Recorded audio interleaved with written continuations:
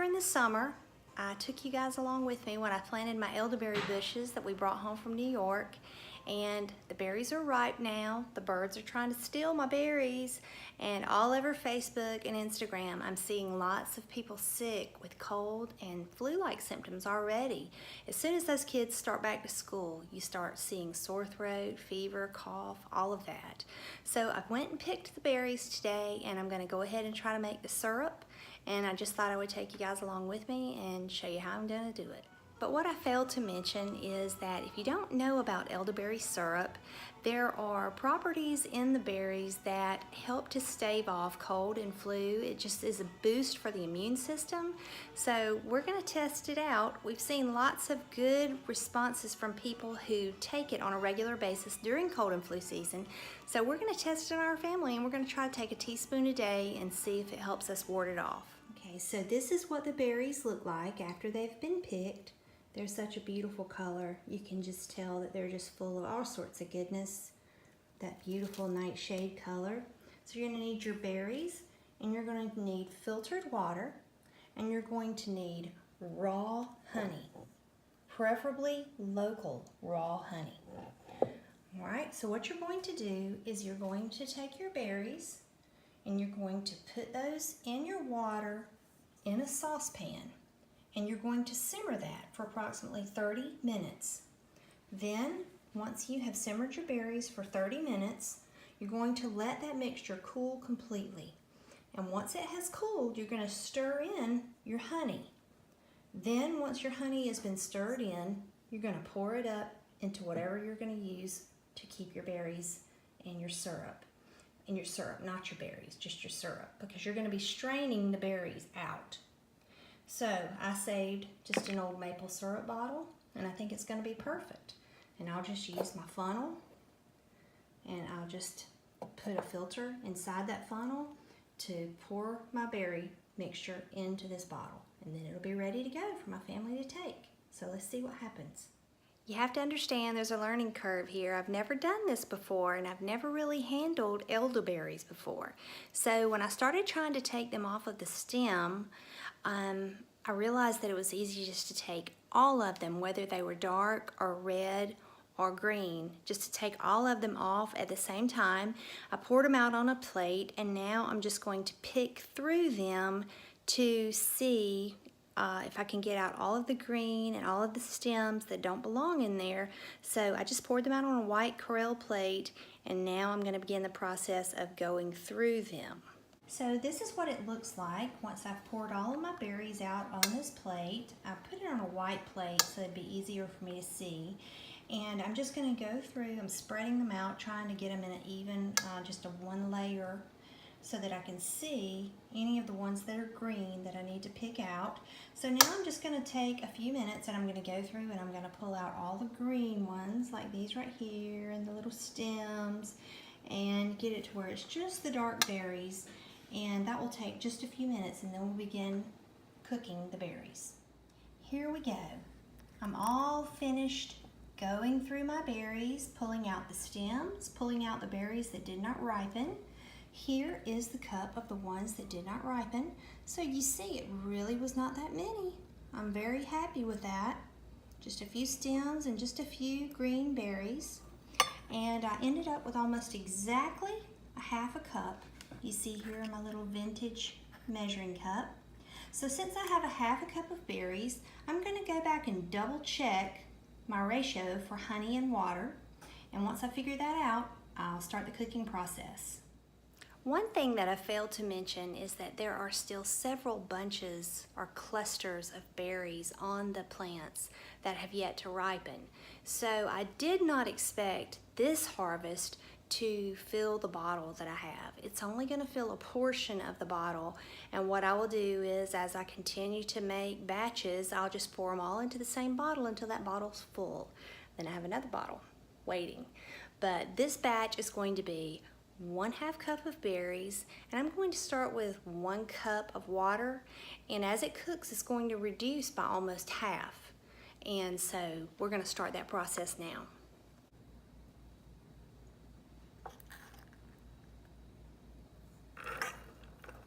Pouring the berries in. Using my little depression glass measuring cup that I love, pouring that in. All right, now we're going to bring that over to the stove. And we're going to fire it up.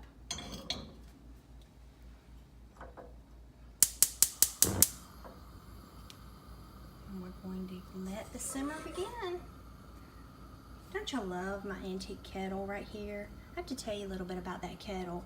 There was a home in my hometown that I'd always admired. I had read the history of the home. It was a cool home where a family had 2 sons, and they ended up making a wing on each end of the house for each son so that they could come and go as they wanted. And one day I rode past the house and there was an estate sale there. And I got to walk into that old historic home that I had looked at and loved all of my days in that small town. And it was like a time capsule. It was like walking into the 1800s. Nothing changed, nothing had been touched. The estate was as is, and all of the old cast iron and copper and quilts and antiques were all still in place. And I got my little kettle. I tried to think of something that I could buy there that wouldn't just be a waste, but I would actually use, and I do use it all the time. And I just love the patina on the old copper, and I just think about all the pots of coffee and tea that little kettle has made. No telling how many meals that little pot has helped to cook. Okay guys, so I'm going to bring this to a simmer, and I suppose I will stir it a little bit as it starts to come to a nice little rumble, and we'll check back on it in a few minutes. They're changing color just a little bit as they have come to the boil. So now that we have them at a boil, we're going to reduce the heat to a slow simmer. And we're just going to simmer them just like this for about 30 minutes. So we'll check back in 30 minutes. Here you see that I have lined my little graniteware funnel with just an old clean white cotton tea towel so that that can be my filter to filter out my berries, and the juice should just go right down into our bottle. And I've measured out my honey. Now I have a half a cup of honey in here, and really you can do more than the recipe suggests. That will just make it sweeter and better tasting, but I'm only probably going to, this is a half cup measure, and I'm probably going to only put about 1/3 of a cup into this, because really I think that's all that it needs.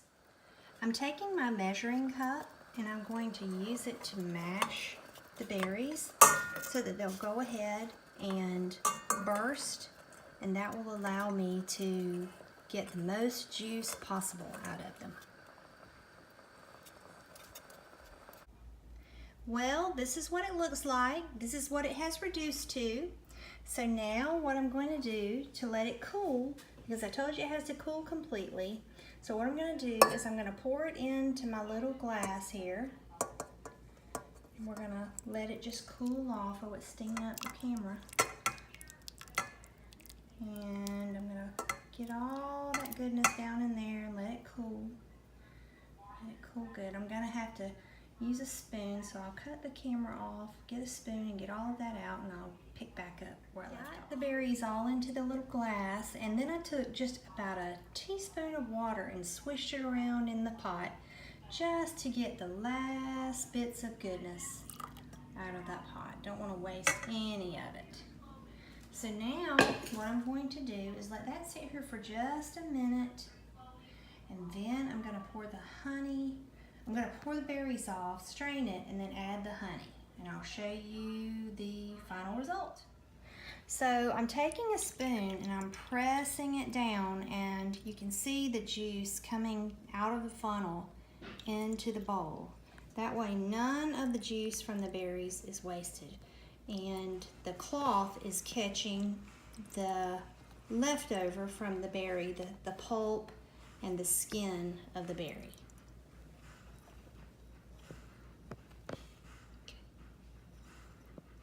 We're all cool now, so we're going to add the honey. And like I said, I'm not going to add all of this. I think I'm going to add right around 1/3 of a cup I think that's probably going to be enough, but we certainly can add more if it's not. And I'm just going to stir this together. And you can see, just in this little cereal sized bowl, we've got quite a bit of juice. So I'm very, very happy with how this has turned out. And I'm really curious to taste it. I can't wait to see if it's going to be a yummy flavor. Surely with that much honey in it, it can't be too bad, right? Can't be too bad. And man, that stirred in very easily. The honey just dissolved right away. It's such a beautiful color. Such a pretty color. I don't think anybody should really mind taking a little sip of that every day if it'll keep the flu and the colds away. And then once you're sick, if you don't have an elderberry bush, you can always order dried elderberries, and you can make elderberry tea, or you can make elderberry juice from dried berries. And so if you don't have the bush and you haven't had the opportunity to make your own elderberry syrup, and you do happen to get sick, you still can order those berries and make it yourself. Okay, here's the true test. I'm gonna taste it. I'm gonna do it right here in front of you guys, and I'm gonna tell you the truth. If it tastes terrible, I'll tell you, and if it tastes yummy, I'll tell you.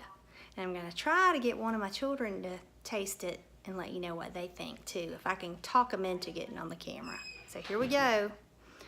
Here it is.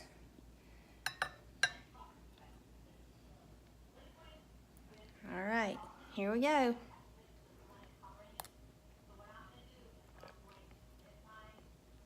Wow. Wow, really good.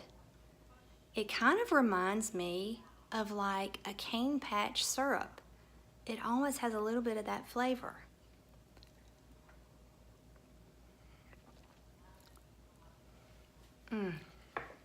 Very good. No one should mind taking a little spoonful of that every day. It almost tastes like a really good topping for pancakes, and you can use it for that, but we're going to use it for its medicinal value for the family. So, hey Eric, would you like to come try it on camera? Silence. I guess not. Oh well, it's good, y'all. Take it from me. It's really good and you need to try it. And here we go. Here is what it looks like in the bottle. You see it's probably about 1/4 of the bottle, so that's a pretty good amount.